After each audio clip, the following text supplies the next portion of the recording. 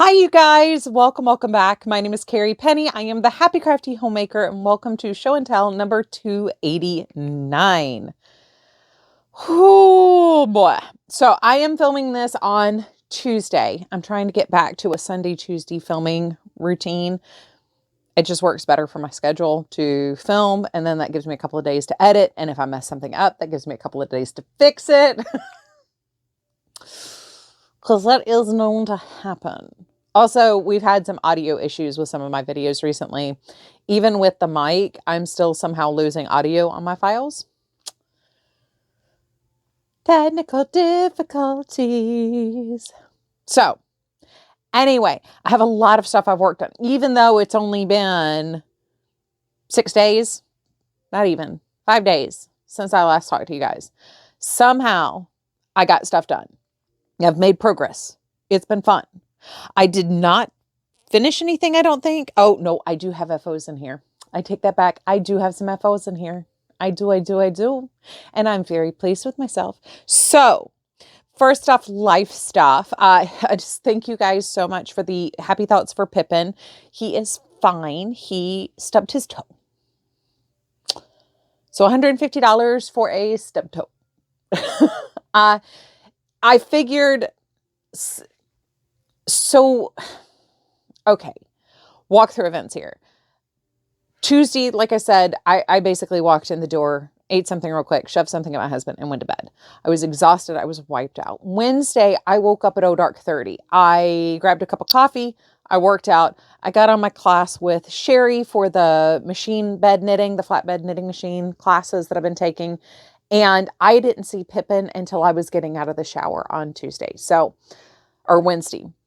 So there's this huge period of time from when I left for errands and tea with my friends to the next morning when I took a shower. I mean, there's almost a 24-hour cycle where I really never saw Pippen walk.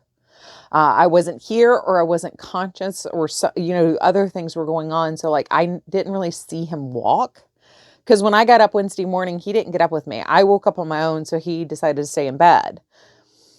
Well, I sat there for 2 days, smashing his hands, playing with his fingers, smushing his rib cage, running my fingers up and down his belly, massaging his hips and his shoulders, doing everything I could to see, like, is there a spot that hurts? No response, no reaction, no flinching, no drawing back. He's a very trusting cat anyway, but like nothing. So I was able to get him a next day appointment at our vet, which is almost unheard of. They just happened to have somebody cancel, and I happened to grab that slot in about a 10-minute period of time. And I get him there. He was, upset about being thrown in a cage and stuff, but otherwise, once again, acting perfectly fine. He was trying to engage with play with Banner. He was bunny hopping down the hallway instead of doing his alternated stride. He was hopping and using his hands to propel himself forward. So I was like, I am 99.9% sure this is not a back end issue. This is something having to do with his hands. Plus, when he went to go eat, he was being very tender, setting that hand down. So he was doing like this. He leans forward on his hands when he eats. So as he was trying to get situated, he was putting his hand down like this instead of putting his hand down like this. And I was trying to figure out, like, why is he being so tentative in setting this hand down? And then he finally got his hands down flat and ate just fine. So anyway, we go through where the vet tech comes in and, what are you in for? How does he eat? Does he poop regularly? All that kind of stuff. And I am cradling him like a baby. And he reaches out with his hand as she's gone to go get the vet. And he extends his claws out of his paws. And his middle claw down at the quick is black and blue. And there's like a bunch of red. And the cuticle around it, it looks really, it looks like it's been kind of split, but it's not bloody or anything. It's not like gross. It looks like you slammed your finger in the car door kind of thing. So she looks at it. I was like, well, after all this, I think I figured out what's wrong or where the problem is. And, she's mashing around and she's like, it's not hot. It's not inflamed. He's not drawing back. So I don't think it's broken. So So they trimmed the nail, got a good look at it, and it just looks like he jammed his finger, and it looks like he jammed that nail. So they gave him some anti-inflammatory. They gave us some gabapentin for him as a painkiller, but he stayed so doped up after one dose of the gabapentin. He did not want to eat his treat initially. So we did not give him the gabapentin after the first 24 hours, and he's been fine since then. And I mean, he's not being tender setting his hand down, but it's more like he grips a lot with his hands, especially with all the hardwood floors. And you can tell like he's trying to not extend his hands as he's moving, particularly running around. But like him and Banner were up and down the stairs, up and down the hallway, over the bed. They were being kind of little crazy muffins this morning. So he's definitely feeling fine. It just was a stub toe. So anyway, thank you so much for the well wishes and everything else. That really did mean so much to me. But yeah, he's fine. He just stubbed his toe, and somehow in all the mashing and pressing, he never pushed his claw out of his hand. So I didn't see until he went to stretch up and touch me that there was a bruised fingernail. And if I'd seen that, I wouldn't have taken him to the vet unless he kept limping around, but I could have trimmed his nail back. Normally I keep their nails the points trimmed back, just because on the hardwood floor in particular, just anytime they stretch their hands, I don't want their claws hitting the floor and making it more slippery for them.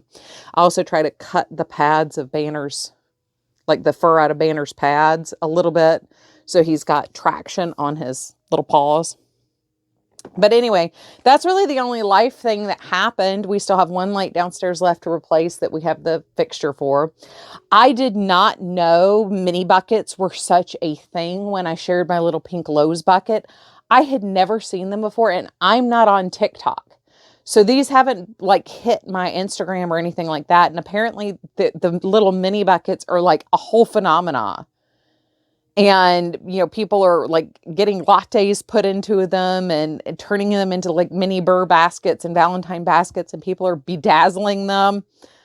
I had no clue. I just thought it was cute.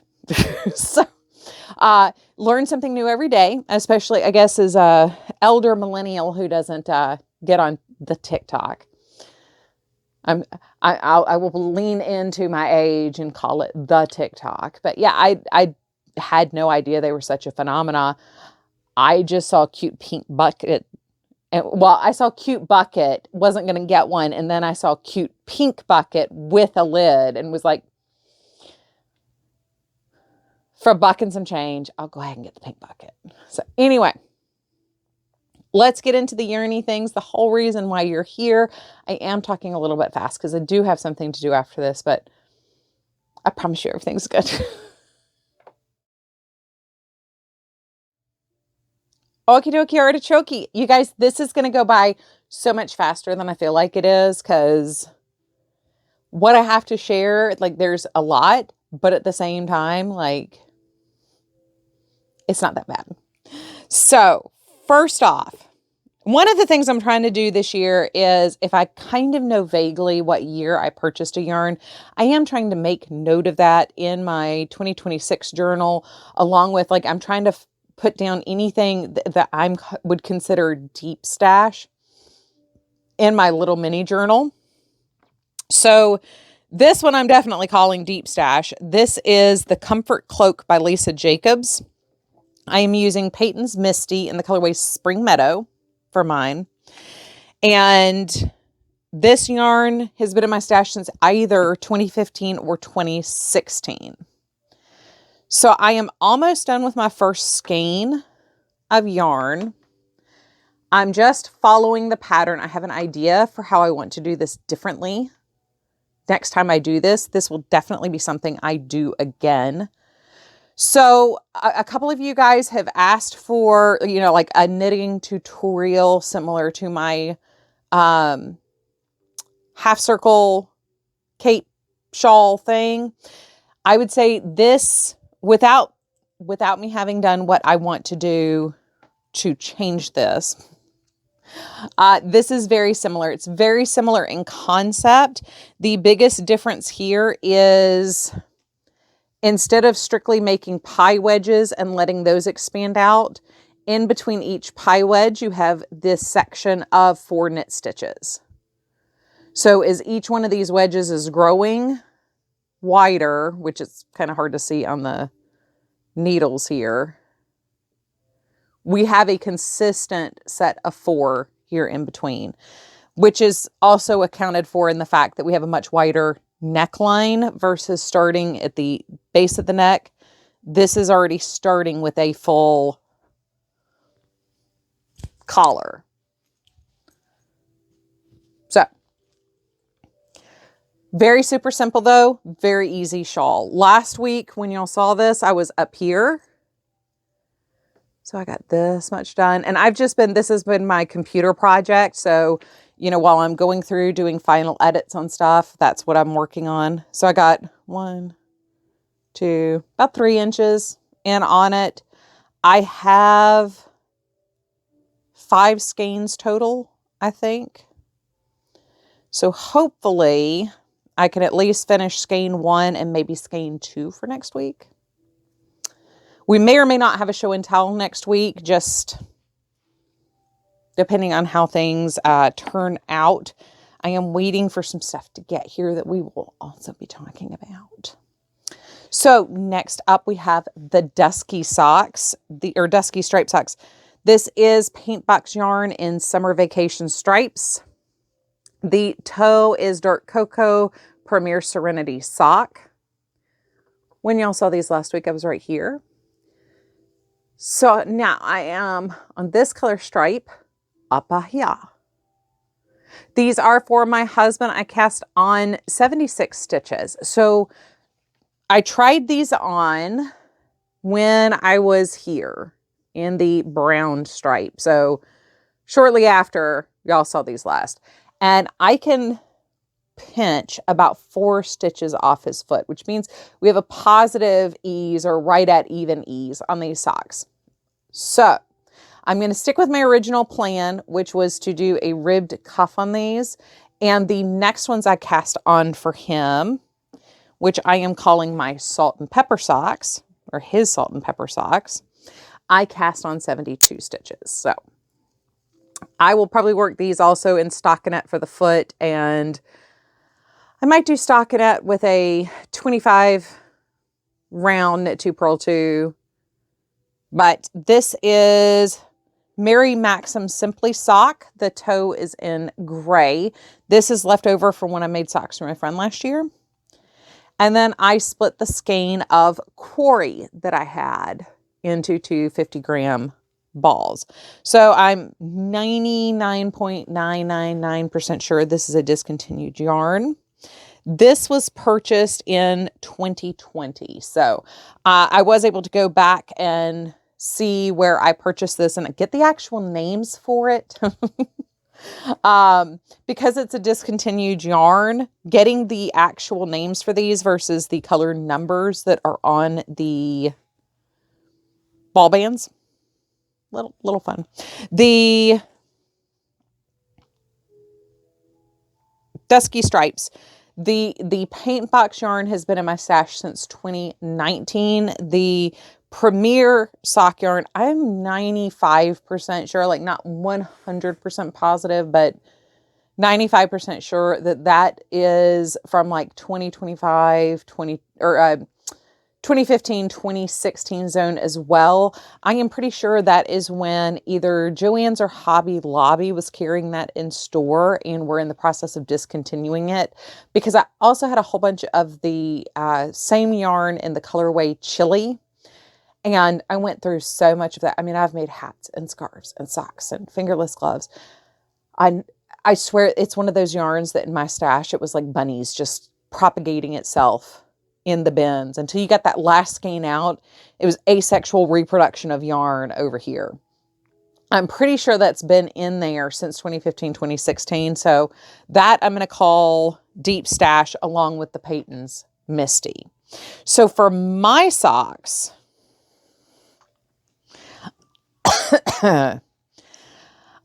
Number one, hit the heel.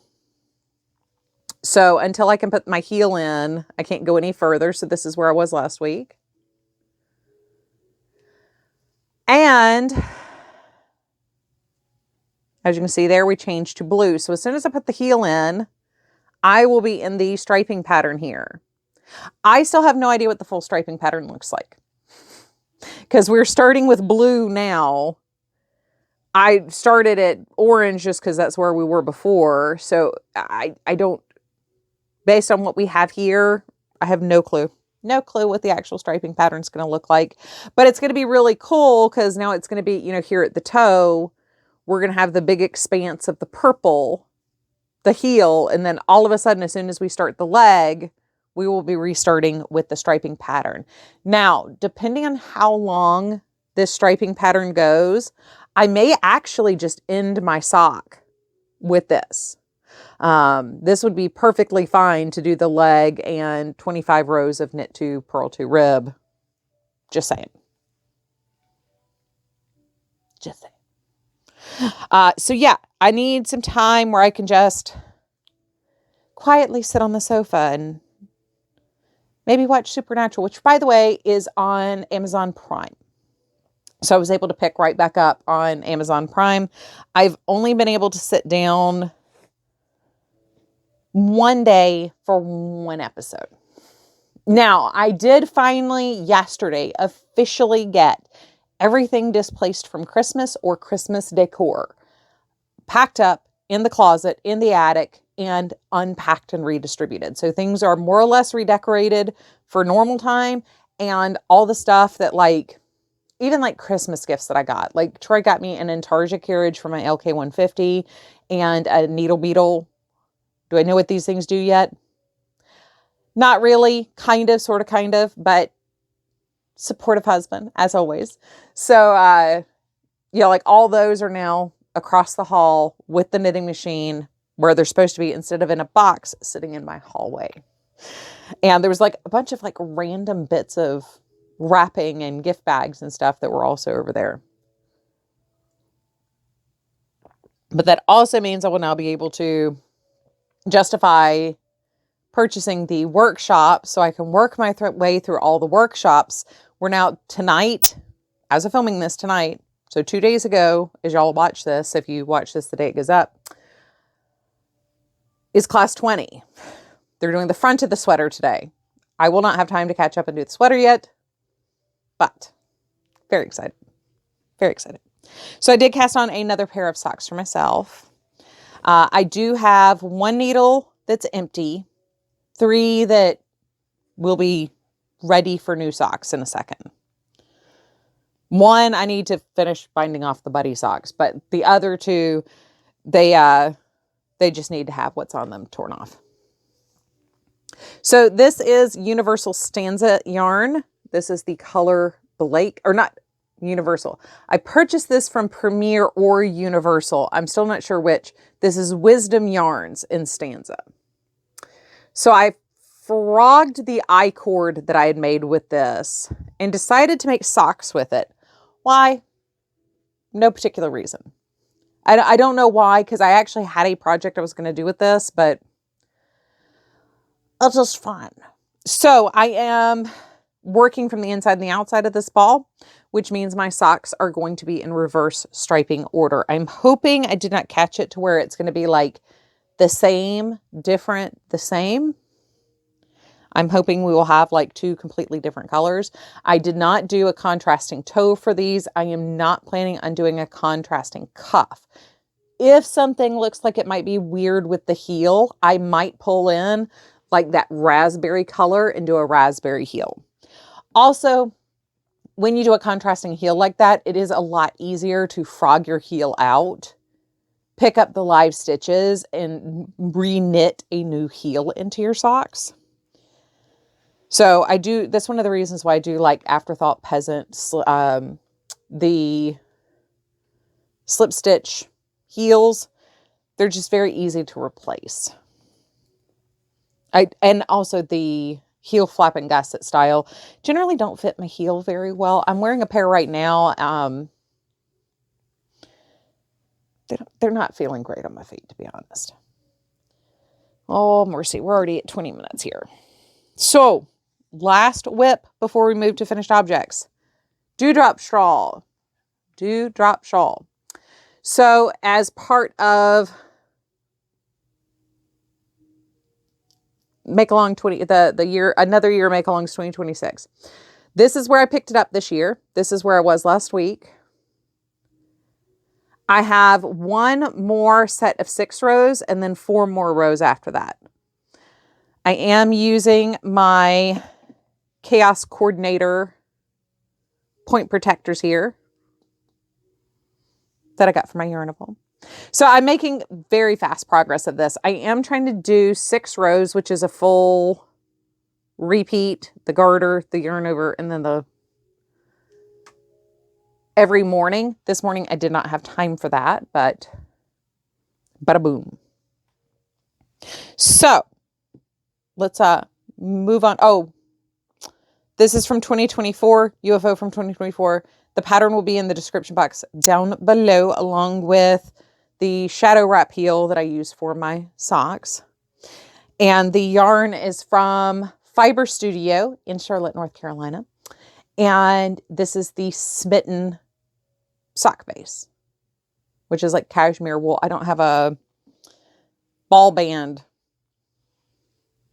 that I can show you, but beautiful. It is so luscious. I mean, the drape, I mean, you can just see how wonderful that is. So anyway, finished objects. Okie dokie, we're in the home stretch here. I just have 2 groups of finished objects to talk to you about. First off, the granny squares for the granny square deck. So this week was the solid granny with different colors in it. Like I said, not all of them were going to be changing every row. So we have gray, and this is Premier Basics and like a teal, gray, black, and pink. This is Premier Basics. And these are Hirschner's worsted. Purple, green, and gray. This is Impeccable. This is Premier Anti-Pilling. And this is, I love this yarn from Hobby Lobby. I can't remember what yarn this is. This is Knit Picks Brava. This one is Premier Basics. And then the 3 in the middle are Worsted 8. This one is Mary Maxim Anti-Pilling. So we got a good mixture here, a good mixture of colors. More changing every row than anticipated or expected. I am thinking I need to math it out because these are approximately 5 inches. And I'm assuming kind of all the squares are going to be about that. Looking at what's coming up for week 4 and week 5, based on what's in the deck, we're going to have more basic squares. I know, having flipped through the deck, there's some more intricate, interesting things. So I'm wondering if what I ought to do is hold on to these, don't start joining them until I have more. Maybe I need to go through the deck and be like, okay, we've got like 20, boring days, basic, I don't want to say boring, but basic granny square days. And then we've got, the rest of the deck are interesting squares. I might want to go through and just kind of see like how I would categorize these from, basic to interesting, and math out like at 5 inches, how big do I want blankets to be? How many do I want? And then I might need to make an extra of all of these because right now I've got 5, and I did 5 for week 1 and week 2. If you haven't seen any of my other videos, what I'm talking about is I have Claire Montgomery's regular granny square deck. There are 50 weeks or 50 cards in there. I'm doing 1 card a week, just using my scrap worsted weight acrylics to make squares that will become donation blankets at the end of the year. But I'd like to kind of join as I go ish which is why I need to go ahead and math out like how much that's really going to be or what that's really going to mean. And I need to decide who I want to donate these to, because depending on which organization they go to, like one wants lap gans, one wants almost like twin size bed size blankets.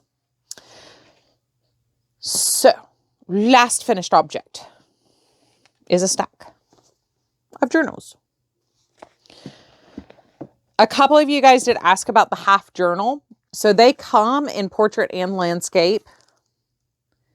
I will leave them linked down below. It will be a affiliate Amazon link. So a lot of people used to just have composition books cut in half, and apparently the Mead and other companies decided, well, you know, we can just make them half size. So the other one I did is portrait. This one is landscape along with this one. So this is using another Lori Whitlock collaboration with Echo Park Kit. I think this is called Born Free, but I could be wrong. So I will put it up here. I use the entire kit with enough. There's like a couple cards that I've got in progress-ish over there on my desk. And there's scraps that I put into a box at the end of the year. I'd like to take all my scraps and make cards using with what I have all together. So we have 2 half-size journals. I did use the entire sticker sheet for these. And then on the inside, it just says sweet. And on the back, I took one of the cut aparts. And this one, you know, pretty awesome. Little birdie. This one says, count your blessings.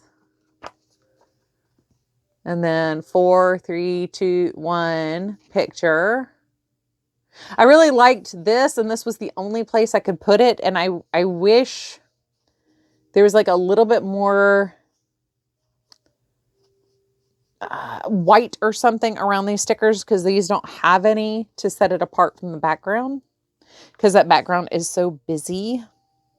But I thought it was cute. And these two, I think this one is going to be my workout journal, because I'm the least satisfied with how this one came out altogether. It's like, in theory, I kind of like it. It's just kind of weird. So we have the pretty bird and then the globe and the glasses. On the inside of this one, yeah, that kind of more or less feels right, I guess. And then I've got all the feels is what I put on the back with all the exclamations and stuff. I don't know. That one just kind of felt weird. This one feels weird too, though. This was a weird paper collection to use, because it's like there were kind of like 2 themes, and they didn't quite mesh as well together. But along for the ride, you've got this. Like, I love how the front and back of this turned out. I accidentally cut this piece the wrong size, so I fixed that with a piece of scrap. I'm like, that's sweet. You know, once again, more of the stickers and stuff here. And yeah, I think this one turned out more cohesive. And then I accidentally trimmed this too close on this side. So I took one of the stickers and it says, I'm free like a bird. And oh, hi. Oh, hi. But no, I think that, like, none of these are horrible. It was just a little weird how things came together. So I'm going to take my least favorite one, and this will be my workout journal. Like I said, in last week's video, I tried to do one program, and it just,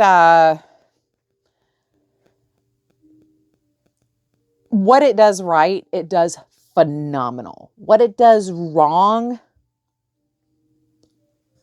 it's bad. So it's these 2 far extremes. The workout I did most of last year, my Ancient XTF DVD set, it's great. I just need a little bit more in there.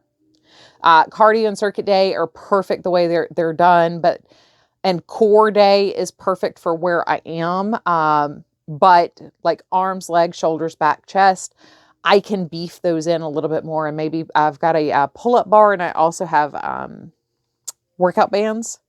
So I've got right now a 90-pound band on my door that I can do like a mock pull-up with. So like trying to add those in, I need a place where I can say, okay, I'm adding in, you know, a set of 15 10s and 8s here. And I would also like to be able to track what weights I'm using, because, you know, like after having to take so many weeks off with the tennis elbow, you know, I've regressed in certain things, especially like things like the outer rotated bicep curl. I've had to drop that weight significantly with the torn rotator cuffs. I can't maximize things. So I need to know like what weight and reps I'm using so I can track, you know, progress as far as what's going on. So I'm really wanting to have one place for all of that. And that's what this is now going to be. All that to say, that's what this is going to be. That's what I'm tracking with my workouts. I'm trying to build where I am, the workout I need. And I want to track the information of how many reps at what weight, and how am I feeling the next day? Because, you know, like something might not hurt while I'm doing the exercise, but I could wake up and that joint hurt really bad. And I'm already having a huge inflammation flare up. It's been going on since the first week of December. So, you know, with that already going on, like I don't want to overdo it, but I also don't, like I feel well enough to work out. I want to get the exercise because exercise makes me feel really good. But I also need to balance that with what is going to cause good pain versus bad pain. So anyway, I am going to shut my pie hole. I don't have anything else in my wonderful basket of goodies to share with you. I do have cute cats though, and you better believe I got some pictures of them this week. So enjoy the pet tax. Come back on Saturday. I am doing a wrap up of all of your projects, not my projects, your projects from the Make Along, Year of the Make Alongs 2025. And I cannot wait for you guys to see all of your projects together. We have some very fun numbers in there, and there may or may not be gifts being vocalized that they are going to be given to 5 people. So come back, see what's going on, look at the projects, because you guys totally blew 2025 out of the water. It was amazing what you guys got done. And I am going to get on with today, and hopefully I won't have to refilm this video. I love you. Please take care of yourselves. I hope you're having a wonderful, fantastic day. As always, I look forward to seeing you guys real soon. Bye, guys.